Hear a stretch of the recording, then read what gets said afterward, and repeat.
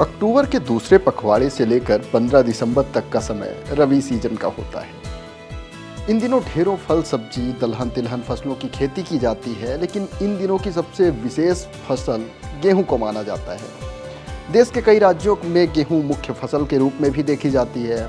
इसके अलावा भारत के कई राज्यों में किसान उत्पादन बढ़ाने और समय पर फसल लेने के लिए गेहूं के अगेती किस्मों की बुआई करते हैं।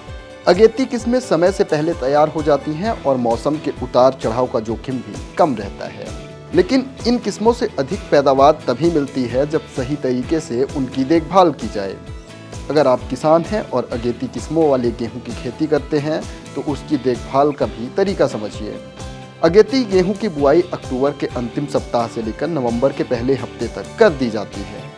समय से बुआई करने पर तापमान और नमी का संतुलन सही रहता है, जिससे वे बेहतरीन तरीके से बढ़ते हैं और अगेती किस्मों में सामान्यतः 100 से 125 किलोग्राम बीज प्रति हेक्टेयर की मात्रा होती है। बुआई से पहले बीजों का उपचार ट्राइकोडर्मा, थायरम या कार्बेडाइजिम जैसे कवकनाशकों से करें ताकि झुलसा, गलन और दीमक जैसी समस्याओं से सुरक्षा हो सके। यदि क्षेत्र में दीमक की समस्या अधिक है तो क्लोरोपायरीफॉस आधारित उपचार उपयोगी है। गेहूं की अगेती किस्मों की पहली सिंचाई क्रिटिकल होती है, इसलिए बुआई से 20 से 25 दिनों के भीतर पहली बार पानी देना होता है। इसके बाद सिंचाई का अंतराल 20 से 30 दिन का रखें। ध्यान रहे कि पौधों में कल्ले बनना, गांठ बनना, बालियां निकलना या दाना भरने के समय पानी की कमी नहीं होनी चाहिए, इसलिए भरपूर सिंचाई करते रहें। इसके अलावा ये भी देखना जरूरी है कि खेत में जल भराव न हो, खासकर पौधों की शुरुआती अवस्था में। इसके अलावा अगेती गेहूं में खरपतवार भी तेजी से बढ़ते हैं, इसलिए 20 से 25 दिनों के भीतर खरपतवार नियंत्रण करना अनिवार्य होता है।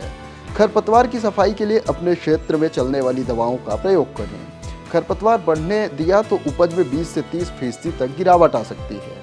वहीं खाद की बात करें तो अगेती गेहूं में नाइट्रोजन, फास्फोरस और पोटास का संतुलन बेहद जरूरी है। खेत में 120 किलो, 60 किलो और 40 किलो का अनुपात रखना जरूरी है, तो जिसमें नाइट्रोजन, फास्फोरस और पोटास की मात्रा दी जाती है।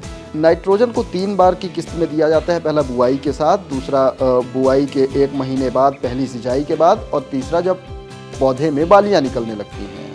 सल्फर और जिंक की कमी वाले क्षेत्रों में इन सूक्ष्म पोषक तत्वों का छिड़काव करना फायदेमंद होता है। तो अगर इस तरह से आप पौधों की देखभाल करते हैं तो आप गेहूं से बेहतर पैदावार प्राप्त कर सकते हैं। खेती किसानी से जुड़ी तमाम खबरों के लिए देखते रहें किसान तक। अगर ये वीडियो आपको पसंद आया है तो इसे लाइक जरूर करें। अगर चैनल अभी तक सब्सक्राइब नहीं किया है तो कर लें और नोटिफिकेशन पाने के लिए बेल आइकन भी दबा दें।